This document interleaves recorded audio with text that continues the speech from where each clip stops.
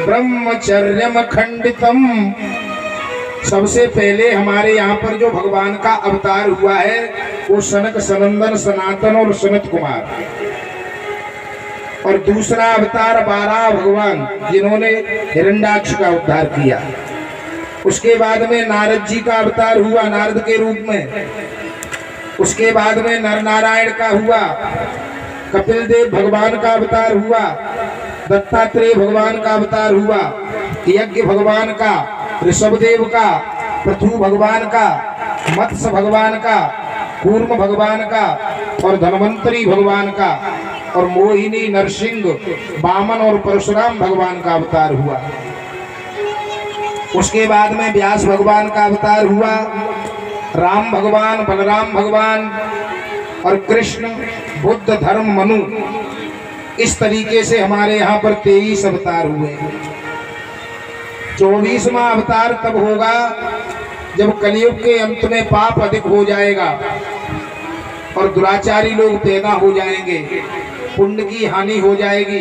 जब साधु संत महात्मा ब्राह्मणों को सबसे ज्यादा कष्ट होगा, तब हमारे यहाँ पर भगवान विष्णु यश नाम के ब्राह्मण के यहाँ पर संबल ग्राम में और कल्कि अवतार धारण करेंगे।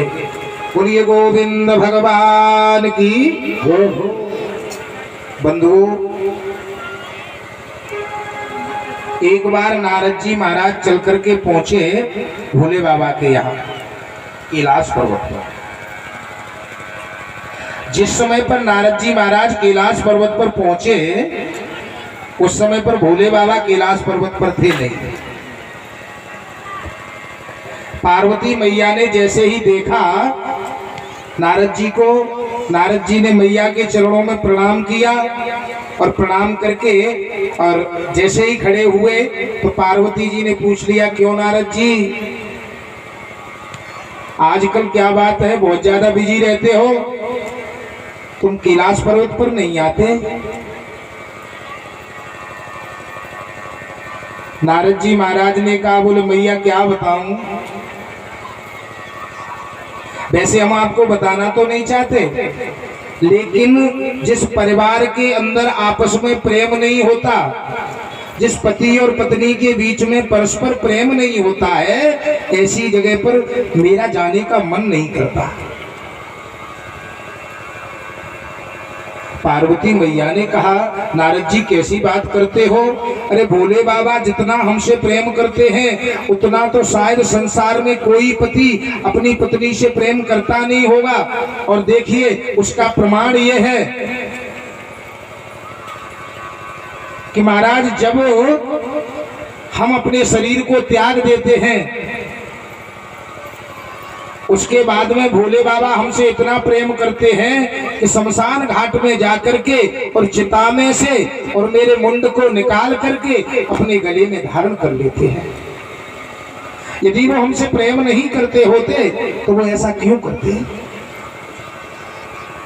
नारद जी महाराज ने कहा, बोले भाई मैया इसका मतलब ये है कि तुम मर जाती हो। बोले बाबा मरते नहीं।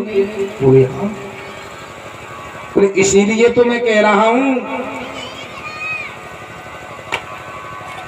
यदि भोले बाबा आपसे प्रेम करते होते तो महाराज जो दवाई उन्होंने पी ली है वो दवाई अवश्य आपको पिला देते। इसलिए आपको बार बार नहीं मरना पड़ता। जन्मत मरत दुसै दुख होई। व्यक्ति का जब जन्म होता है और व्यक्ति जब मरता है तो महाराज उसे इतना कष्ट होता है कि संसार में उसके बराबरी का दूसरा कष्ट कोई होता ही नहीं। मैया तू बहुत भोली है। यदि भोले बाबा तुमसे प्रेम करते होते तो जो दवा उन्होंने स्वयं पी ली है वो दवाई आपको भी पिला देते।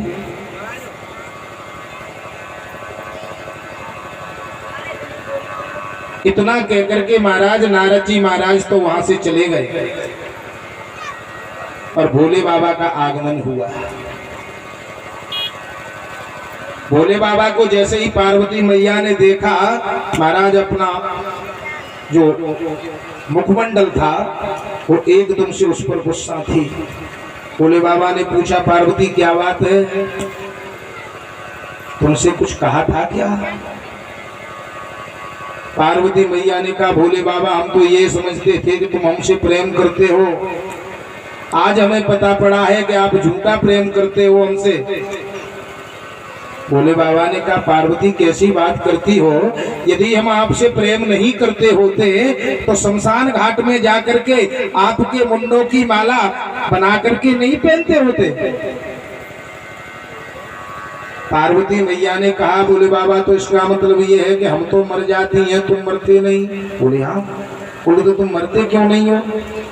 बोले हम इसलिए नहीं मरते हैं कि हमने अमर कथा को पी लिया है। पार्वती मैया ने कहा भोले बाबा यदि आप हमसे वास्तव में प्रेम करते हो तो महाराज जिस अमर कथा को आपने प्राप्त कर लिया है वो अमर कथा हमें भी प्राप्त करा दो। भोले बाबा ने कहा पार्वती कैसी बात करती हो? अरे अमर कथा कोई खाने पीने वाली वस्तु नहीं है जिसको महाराज तत्काल खा लिया जाए। अरे इसे प्राप्त करने के लिए महाराज बड़े बड़े ऋषि मुनि हजारों वर्षों तक तपस्या करते हैं, लेकिन फिर भी इसको प्राप्त नहीं कर पाते। पार्वती मैया ने कहा भोले बाबा देख लो, यदि वास्तव में आप हमसे हृदय से प्रेम करते हो तो जिस अमर कथा को आपने प्राप्त कर लिया है उसे हमें भी कराना पड़ेगा।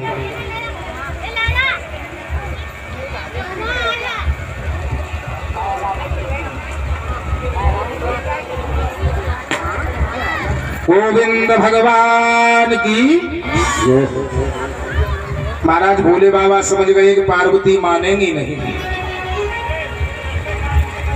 आज पार्वती मैया को अमर कथा सुनाने के लिए इन्होंने विचार कर लिया कि एकांत की आवश्यकता है, क्योंकि कुछ चीजें ऐसी होती हैं कि जिन्हें एकांत में ही करना चाहिए। बाबा ने मानस में लिखा है जंत्र तंत्र और मंत्र प्रभाव, जंत्र तंत्र और मंत्र प्रभाव, मंत्र तंत्र और मंत्र प्रभाव, जंत्र तंत्र और कलित जब करिया दुराओ,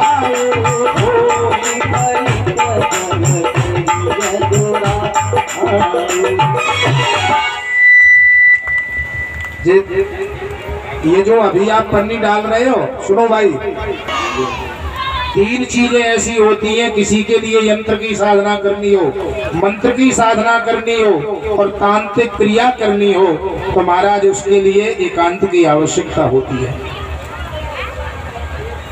भोले बाबा ने विचार कर लिया पार्वती मानेंगी नहीं, इन्हें अमर कथा सुनानी है। यदि किसी पशु पक्षी ने या विचरण करने वाले ने इस कथा को सुन लिया तो महाराज ये ठीक नहीं होगा।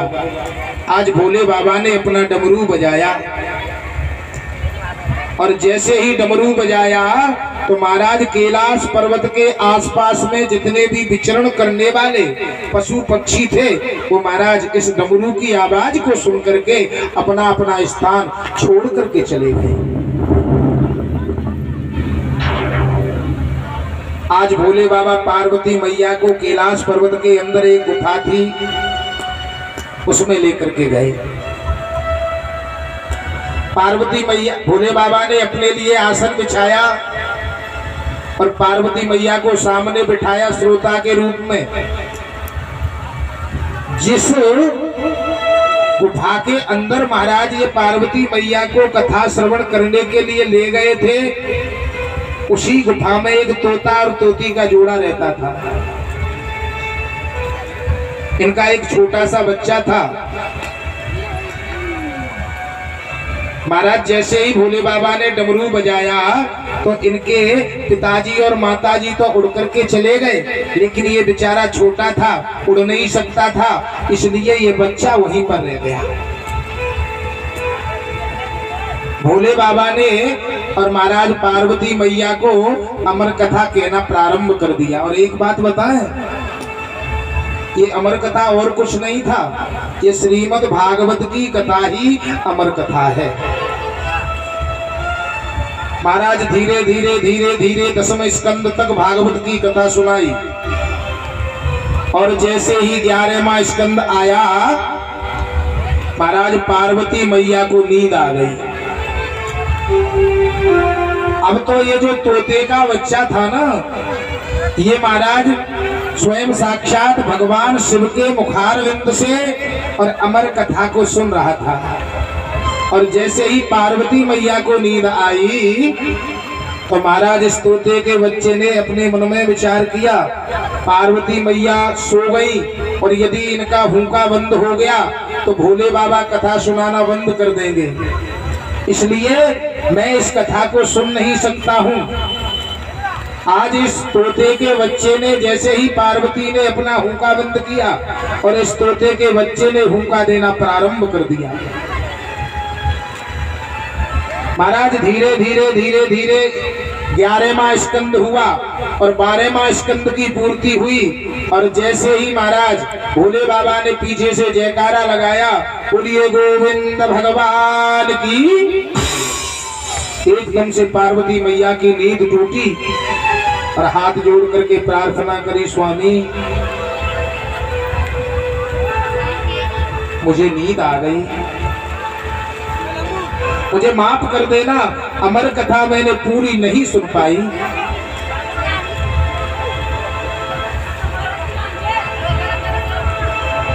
बंधुओं, आज पार्वती से कहा भोले बाबा ने, देवी यदि आप सो गई थी तो ये हुंका कौन दे रहा था? आज भोले बाबा ने अपने नेत्रों के द्वारा देखा, विचार कर लिया, ओहो ये जो तोते का बच्चा है इसने छुप करके मेरे मुख से और महाराज इस अमर कथा को प्राप्त कर लिया है। भोले बाबा को क्रोध आया और इन्होंने विचार कर लिया, इस दुष्ट को हम जिंदा नहीं छोड़ेंगे। अब तो इस तोते के बच्चे को मालूम पड़ गया भोले बाबा मुझे मारने के लिए आएंगे, इसने उड़ना प्रारंभ कर दिया।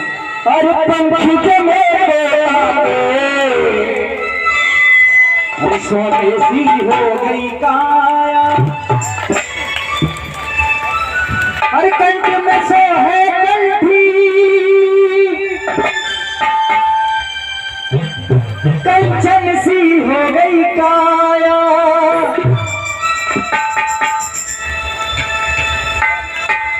गया वो तोता करत कीर्तन और करता जय जयकार, हृदय में हर्षित होगा,